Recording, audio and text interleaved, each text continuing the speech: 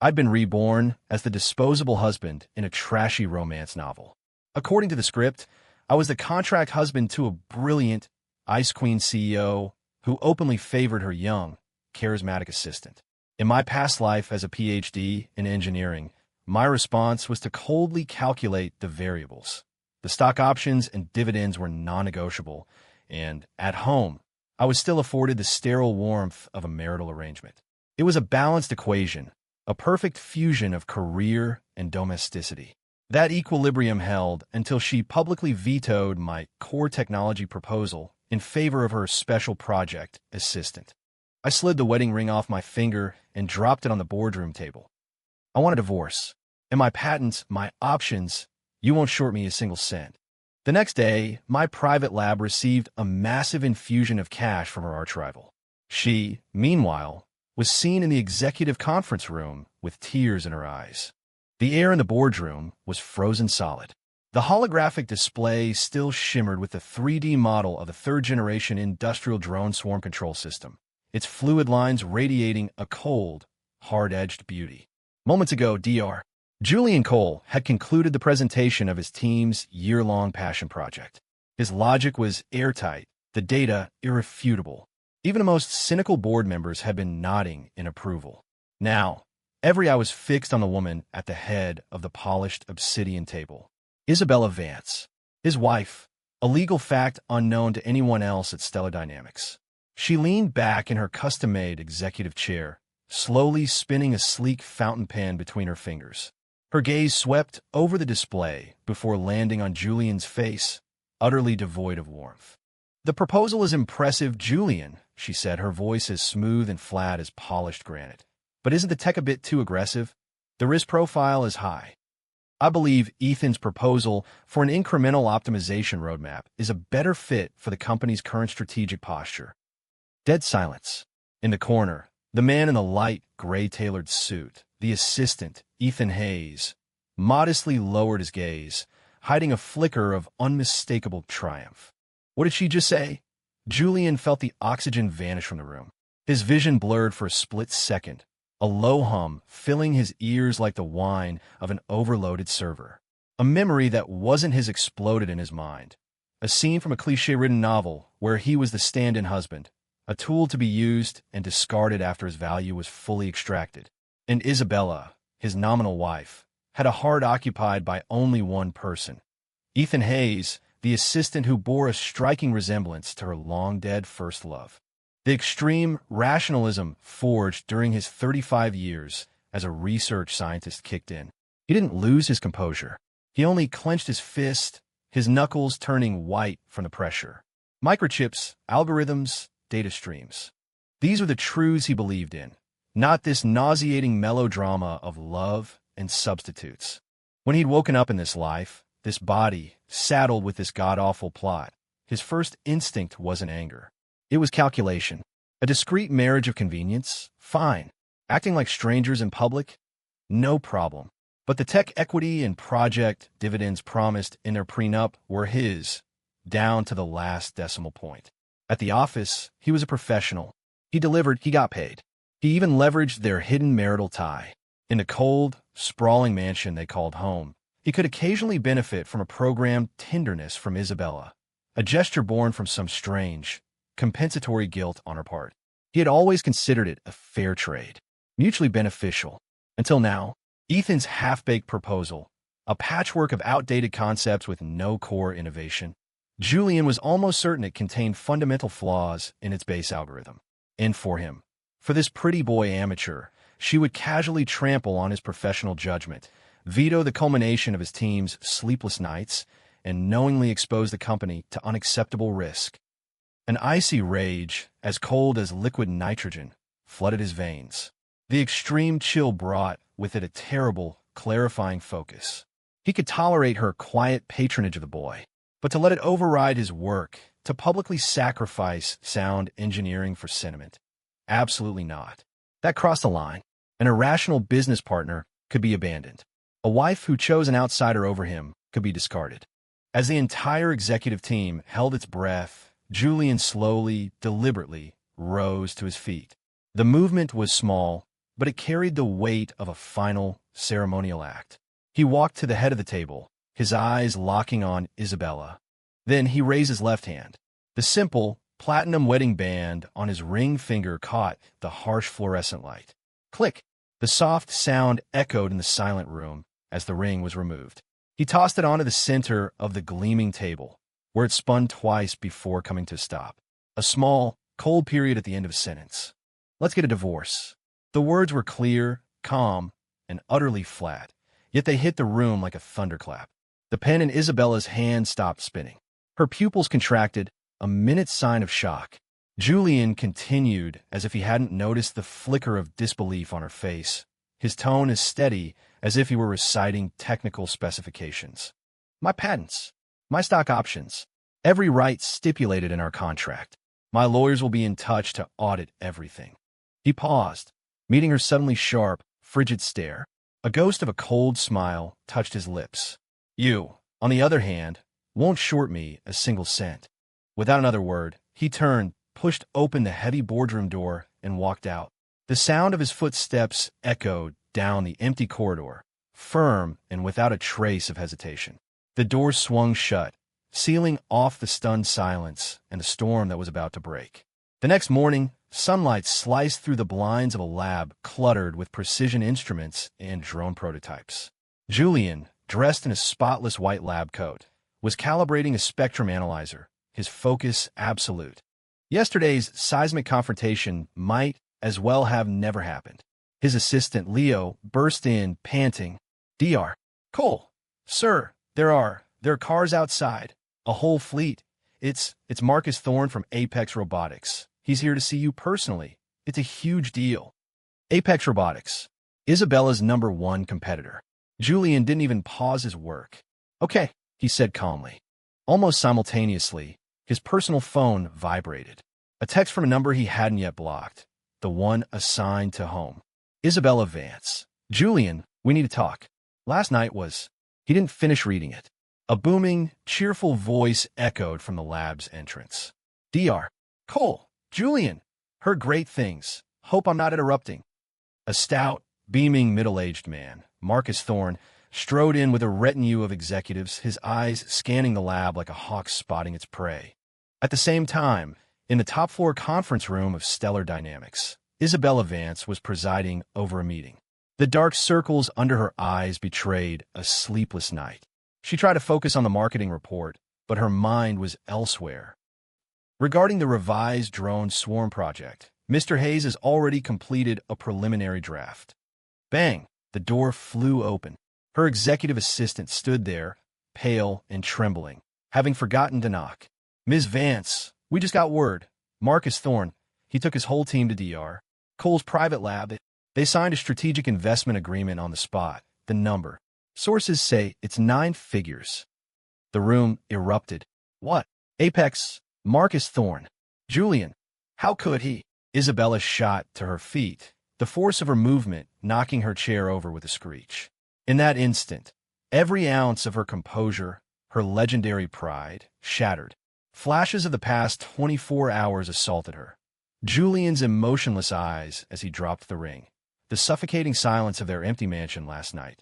The cold, formal divorce filing and equity demand her lawyer had delivered this morning. He was serious. He wasn't bluffing. This wasn't some passive-aggressive play for her attention. He was actually leaving her. A sharp, unprecedented panic seized her heart. A physical pain so intense it almost buckled her knees. Her vision blurred as hot tears welled up, unbidden, and streamed down her face before she could stop them.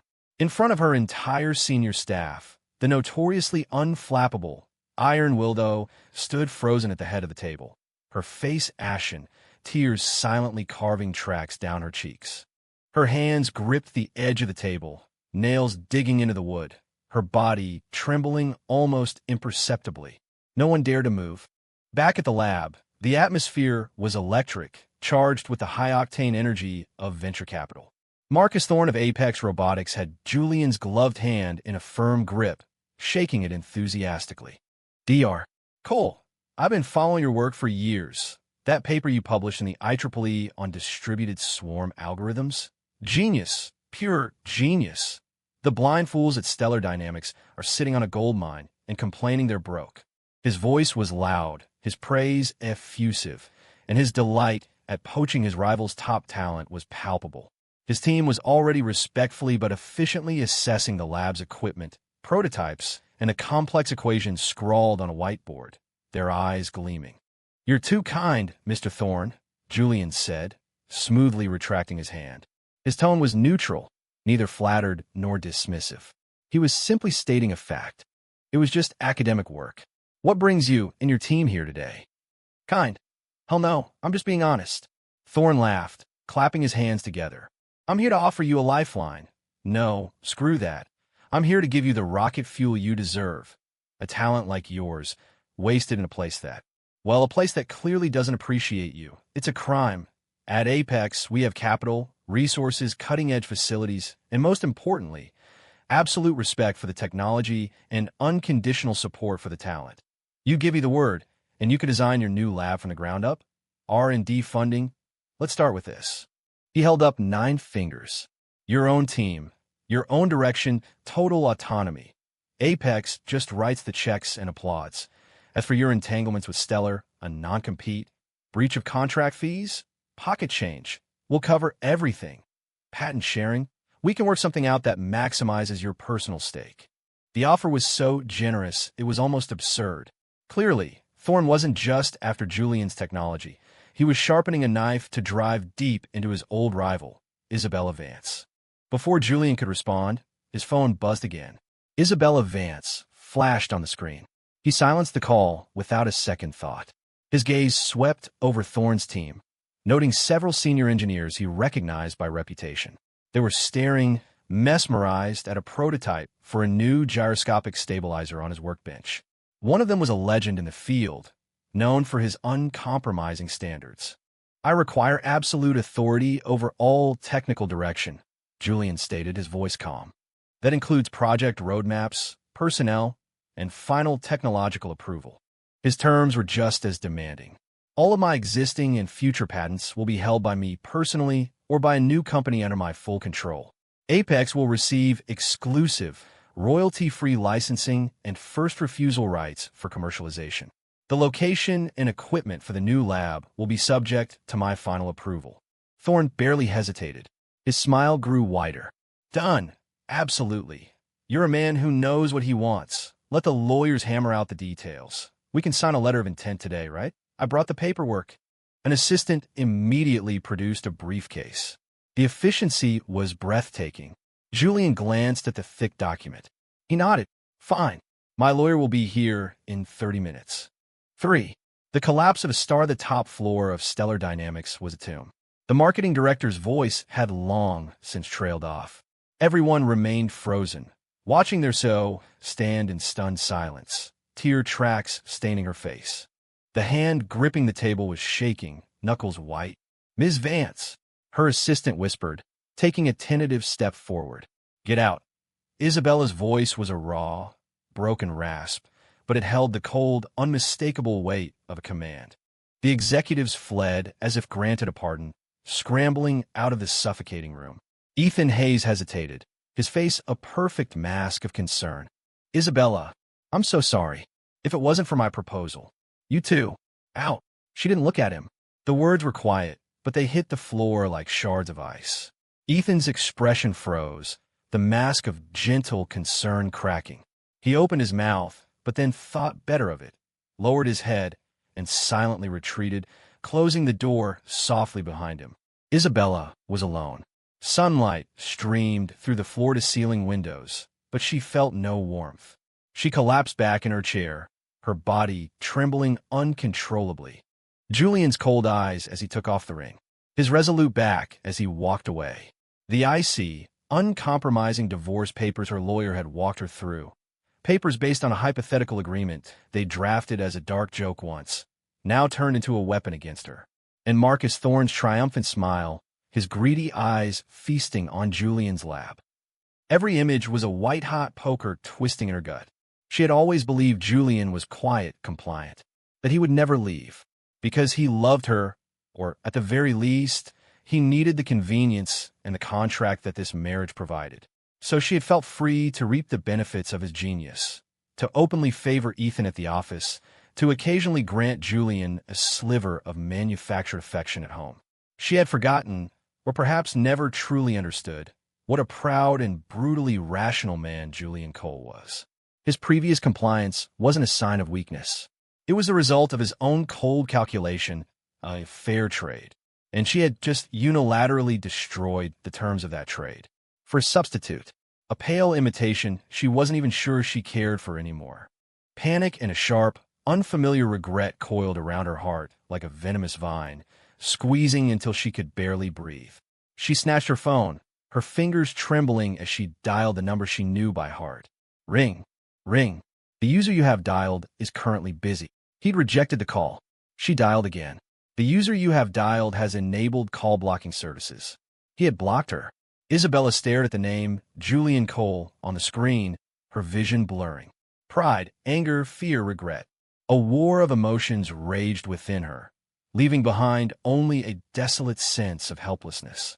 She had lost him, not the on-call contract husband, but the man who was the true technological backbone of Stellar Dynamics, the genius who created staggering value out of thin air. And now, her most hated rival had him. 4. The patent storm her private line rang. It was the head of the legal department, his voice tight with anxiety. Ms. Vance, Apex Robotics just sent over a formal notice. They're demanding a complete renegotiation of Dr. Cole's, of Julian Cole's, patent licensing agreements. Their tone is extremely aggressive, and they've already issued a press release about the 9-figure investment in his new lab. The media is having a field day. Isabella closed her eyes, and fresh tears slid down her cheeks. The war, she realized, was just beginning, and she had already lost the first battle. Apex Robotics moved with terrifying speed. Less than 48 hours after the letter of intent was signed, a brand-new, independent laboratory 3 times the size of Julian's old one, located in the East Bay Tech Park, was already being outfitted with new equipment. The capital arrived with blinding speed. Marcus Thorne was making good on every promise, determined to lock down his new nuke before anyone else could make a counteroffer. The lab's name was simple and direct: Axon Labs. It was an independent entity. Julian Cole held a 51% controlling stake. Apex held 49%, with exclusive commercialization rights and no say in management. The terms were unheard of, a testament to Thorne's desperation and his hunger for Julian's mind. The news spread through Silicon Valley like a virus. Axon Labs, Julian Cole, 9-figure investment, total control. Every phrase sent shockwaves through the industry. Stellar Dynamics stock plummeted, hitting the circuit breaker 2 days in a row. Meanwhile, the CEO's office at Stellar was a vacuum of despair. Isabella hadn't slept in 3 days. She tried to lose herself in work, but his shadow was everywhere. The technical proposals he'd authored, the key engineers he'd mentored, even the brand of coffee beans he preferred was still in the break room. The pain of loss was a physical ache. She had tried to reach him. Calls blocked, texts unanswered, emails ignored. She had her driver take her to their home, but the mansion was dark. The security guard said Dr. Cole hadn't been back in days. He had severed every possible connection with the precision of a surgeon. Ms. Vance, her assistant, tiptoed in, her voice barely a whisper. Mr. Hayes's revised proposal. The engineering department reports that it contains several critical, unfixable logic flaws. They might have to scrap the entire thing. The project, it's likely shelved indefinitely.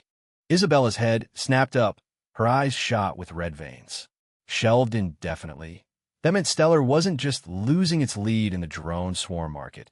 It was being knocked out of the race entirely. And it was all because of her, because of that one moment in the boardroom when she had chosen to protect Ethan's fragile ego over Julian's revolutionary, viable plan. A cold hand squeezed her heart, forcing the air from her lungs. Ethan, the young man whose features she once thought resembled his. Now, the resemblance seemed pathetic and hollow.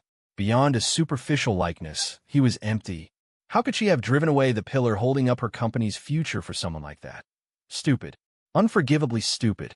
Regret was a poison corroding her sanity. Out, she rasped. The assistant scurried away. She was alone again. The sun was setting, casting a long, lonely shadow of her across the room. She stood abruptly, grabbed her keys and coat, and stormed out of the office. She couldn't wait any longer. She had to find him. She had to swallow her pride and beg. Following a hunch based on his work habits, she guessed he might still be at his old private lab, overseeing the last of the move.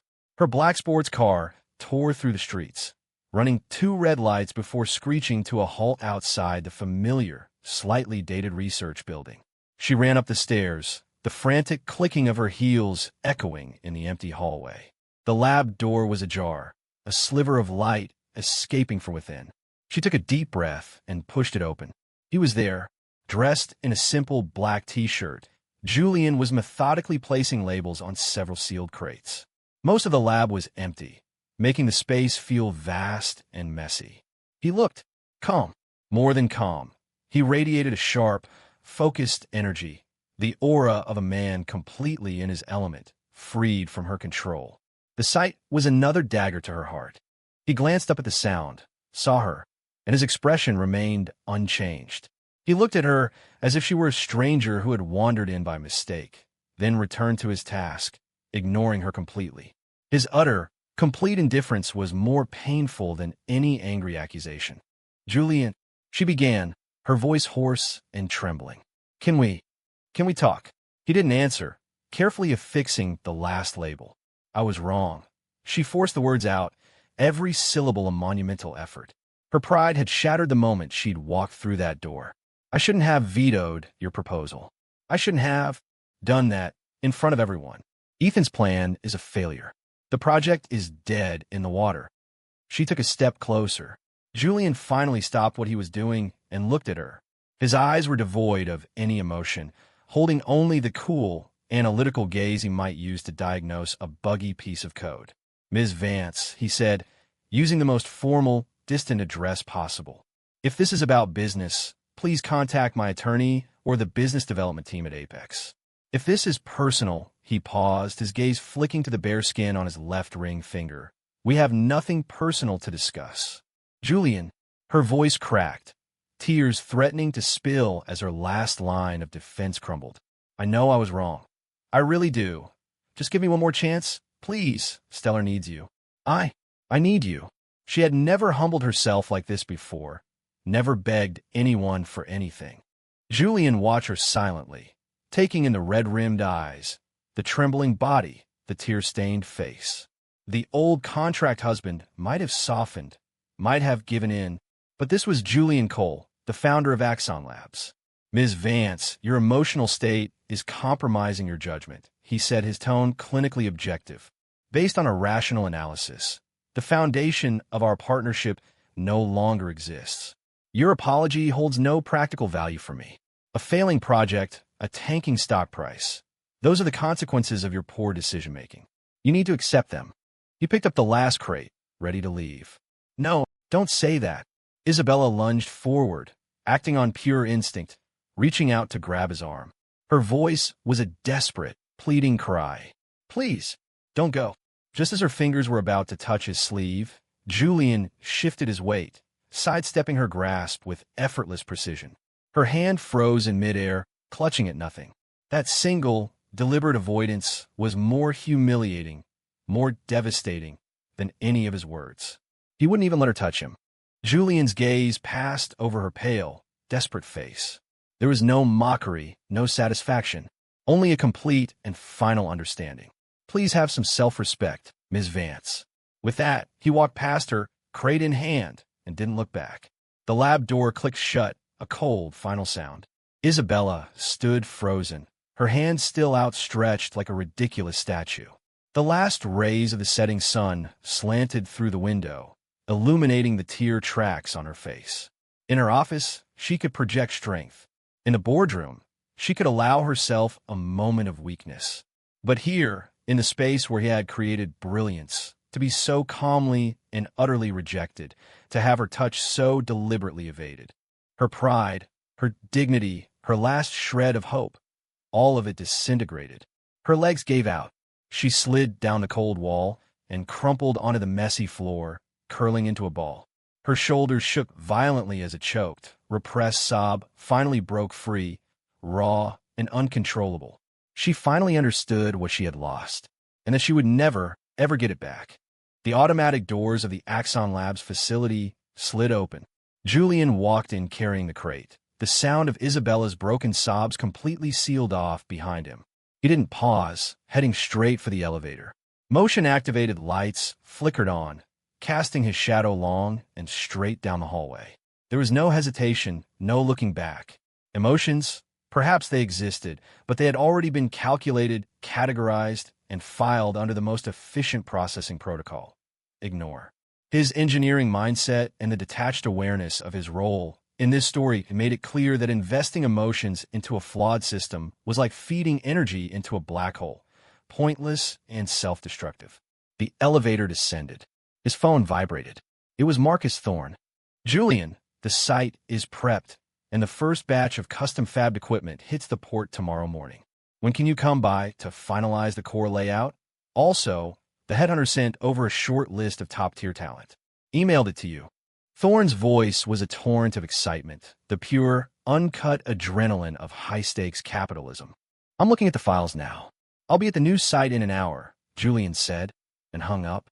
The mirrored elevator walls reflected his impassive face. This wasn't a messy breakup. It was a parameter shift in a complex system, one that required adjustment and optimization. All he needed was an environment with sufficient resources where his vision could be executed without interference. Whether his backer was Marcus Thorne or John Doe was irrelevant. Apex had provided the corporate structure and absolute control he required. That was enough. An hour later, at the sprawling new facility in the East Bay, construction was in full swing. The core lab was a cavern of concrete and steel, cold, empty, and humming with potential. Julian stood in the center, tablet in hand, rapidly sketching out equipment placement and power grid schematics, occasionally issuing commands to the site engineer with millimeter and microsecond precision. Thorne stood beside him, grinning, though his eyes kept darting toward Julian, searching for any hint of triumph or satisfaction. He found none. There was only a cold, machine-like focus, as if Julian were assembling a delicate instrument, not building a powerhouse that would upend an entire industry. A shiver went down Thorne's spine. This man was more formidable and more impenetrable than he had ever imagined. Back at the Stellar Dynamics headquarters, Isabella didn't know how she'd managed to drive back. She sat in her enormous office chair, her designer suit wrinkled, her makeup smeared by tears. Her eyes were red and swollen, staring blankly at Ethan's useless, plagiarized proposal. The intercom buzzed incessantly. Her phone screen lit up with calls from board members, shareholders, key clients. She answered none of them. The world was on mute. The only sound the echo of Julian's final words. "Please have some self-respect." "Isabella." The office door opened softly. Ethan entered, holding a cup of hot coffee, his face a study in carefully crafted concern. "You should drink something. It's all my fault. I was just trying too hard, and I made Dr. Cole misunderstand you." His voice was gentle, probing, before his soft-spoken demeanor and the faint, familiar echo in his features might have soothed her. Now, Isabella slowly lifted her head. The look in her eyes made Ethan flinch. There was no trace of her former indulgence or wistful distraction. There was only a cold, sharp, appraising glare tinged with disgust. "Your proposal," she said, her voice a raw whisper, "why does it contain evidence of plagiarism? And not even clever plagiarism. It's amateurish." The color drained from Ethan's face. "Isabella, I didn't. That was my own." "Your own?" Isabella swept the proposal off her desk, sending papers scattering across the floor. "Should I have the tech department run a deep code forensic analysis? Should I pull up the obscure international research papers you referenced and compare them line by line?" She rose and stalked toward him. She was unsteady, but the aura of command she had cultivated for years returned, sharpened by rage and despair. "You handed me that piece of garbage and made me publicly veto a truly revolutionary technology. You made me a laughingstock in this entire industry. You made me—" Her voice caught, choked by a wave of pain. "Lose him." The last two words were barely audible, a weight too heavy for her to bear. Ethan stumbled backward, a cold sweat drenching his shirt. "I'm sorry, Miss Vance. I just wanted to help you. I wanted to prove I was better than him." "Prove?" A harsh, broken laugh escaped her lips. "With what?" "With that face that looks a little like someone else's." Ethan froze, the last bit of color draining from his face. He had always believed he was special to her, the one who could replace the ghost in her heart. He was wrong. She had always known. She just needed a shadow to comfort herself. And now, even that value is gone. "Get out," Isabella said, pointing to the door. Her voice was exhausted, but glacial. "Go to HR and clear out your desk. Now, if you don't, I will have the legal department file charges for corporate fraud and intellectual property theft." Ashen-faced, Ethan scrambled from the room. The door closed. She was alone again. But this time, the self-deception was gone, leaving only the cold, brutal wreckage of her reality. She had lost her sharpest weapon and personally shattered her own shield.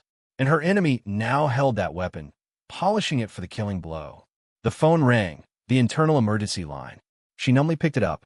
"Ms. Vance, it's a disaster," the head of engineering shouted, his voice cracking with panic. Our core servers are under a massive, sustained cyber attack. The methodology is incredibly sophisticated. They're targeting the drone control system's primary database. Security can't hold them off. If that data is breached, we're... Isabella couldn't hear the rest. She dropped the receiver as if it were burning. Her hands trembled, but on pure, desperate instinct, she dialed the number that was still blocked on her cell. This time it went through. The rings echoed, each one a hammer blow against her frayed nerves. Just as she was about to give up, the call connected. There was only silence on the other end, punctuated by quiet, even breathing. "Julian." Isabella's voice was a shattered mess of fear and supplication. "Is it you? The company's systems."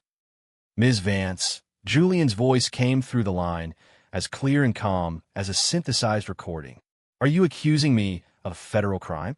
Under the Computer Fraud and Abuse Act, false accusations carry severe legal penalties." His casual, legalistic response blocked her every path. "No, I didn't mean..." She gasped. "Julian, stop it. Please just stop. You know what that data means. It's the foundation of Stellar. What do you want? Name your price, equity, control. It's all yours. Just make it stop." There was a brief pause on the other end, followed by the faint, rhythmic sound of typing, as if he were merely multitasking. "Ms. Vance, you're being emotional again," he said, his tone carrying an almost imperceptible technical note of disapproval, as if diagnosing a system error. Axon Labs is not in direct competition with any of Stellar's current product lines. As for your company's cybersecurity issues, I suggest you hire a more competent security firm instead of harassing a former employee. Former employee. The words were ice picks in her heart. "No, Julian, you can't," she shrieked. "Furthermore," he cut her off, his voice unchanging, "I'd like to remind you, per Section 7, Subsection 3 of my original employment agreement, all patents filed by me, developed independently and without the use of Stellar's material or technical resources, remain my sole intellectual property. My attorney will be delivering the relevant legal notices and patent lists to your legal department tomorrow morning." The blood in Isabella's veins turned to ice. Those patents, the ones underpinning Stellar's entire product line and its next 3 years of development. She had assumed they were locked down, the company's property. He had planned for this. From the very beginning, he had built himself an escape route, drawn an unbreachable line. He had been more professional, more ruthless than she had ever demanded. You planned this all along," she stammered. "Good night, Ms. Vance. I wish you the best of luck with your difficulties." The line went dead. The dial tone buzzed like a funeral dirge. Isabella stood frozen. The phone slipped from her numb fingers and crashed onto the marble floor, the screen shattering. At the exact same instant, her office door was thrown open. The head of engineering stood there, his face a deathly gray, his body slumped against the doorframe. "It's over, Ms. Vance," he whispered, his voice hollow. "It's all over. The core database. It's been wiped. Wiped clean. The source code, the test data, the algorithmic models. Everything. It's all gone." He shakily held up a tablet. On the screen was a single, stark white dialog box containing one line of code. // cleanup complete. EXEX. Axon. The world went black. Isabella stumbled backward, hitting her desk, the impact barely keeping her from collapsing. She swallowed the metallic taste of blood that rose in her throat. It was over. Not a project failure, not a stock dip, but a complete eradication. The man she thought she could control, ignore, and bind with sentiment had just used his greatest strength to deliver the most efficient, technical, and merciless blow imaginable. No angry shouts. No triumphant gloating. Just a single line of code and a clean signature. As if to say, see, this is how simple it is to fix a system error. She had lost more than a husband, more than a genius. She had lost the entire future of Stellar Dynamics. And the man who had built it and then destroyed it was likely in his new lab right now, calmly planning his next world-changing innovation, without wasting a single second on emotion. Absolute rationality was its own form of absolute cruelty. Isabella stared out the window at the dark night sky, at the glittering lights of the East Bay in the distance. For the first time, she truly understood the meaning of despair. The fall of Stellar Dynamics was faster and more total than anyone could have imagined. 72 hours after the data wipe, the board convened an emergency session. The agenda wasn't recovery, it was liquidation. How to carve up the carcass. Isabella was not invited. She wasn't even the first to know. The office that had once been her throne room was now as cold as a morgue, filled with lawyers and accountants picking over the bones of her empire. She numbly signed whatever they put in front of her. The company's logo was pried off the building, replaced by that of an aggressive financial group. She stood on the street below, watching, the sunlight stinging her eyes as reporters swarmed her like sharks. Ms. Vance, any comment on the bankruptcy? Is it true your personal feelings led to the company's downfall? What are your plans now? Bodyguards pushed a path through the mob to her car. The window rolled up, sealing her off from the noise and from the life she once knew. She didn't look back. Her era was over. She took what was left of her personal fortune, still a vast sum to any normal person, and vanished. No one ever heard from Isabella Vance again. Just another cautionary tale in the brutal mythology of Silicon Valley. Ethan Hayes' fate was a footnote. News of his dismissal and his plagiarized proposal made him a laughingstock in the small world of high-level engineering. The powerful connections that had once propped him up now saw him as toxic. His calls went unanswered. His resume was instantly deleted. He was filtered out of the system, a speck of dust falling out of a complex machine, not even making a sound as he disappeared. 9. A new empire, meanwhile. At Axon Labs, a massive holographic display showed a complex, beautiful dance of data streams and simulated drone swarms. Julian stood before it, his white lab coat immaculate, his focus absolute. Marcus Thorne stood beside him, vibrating with a mixture of excitement and awe. It's beautiful, absolutely brilliant. Julian, once this adaptive cooperative algorithm goes live, it'll reset the entire industry. Apex is ready to deploy all our resources on your command. Julian gave a slight nod, his eyes still fixed on hologram. He made a gesture in the air, tweaking a parameter. The data convergence rate in the third test sequence can be improved by another 0.07 seconds. Have a hardware team work on optimizing sensor feedback latency. On it. I'll tell them myself. Thorne barked to an assistant. The lab hummed with the quiet power of cutting-edge technology. Researchers in Axon Labs' uniforms moved with purpose, their eyes bright with the thrill of creation. There was no melodrama here, no office politics. Only pure technology, relentless exploration, and brutal efficiency. A new tech empire was rising from the ashes of the old, and its creator stood at the center of it all, his gaze fixed firmly on the future, never once looking back.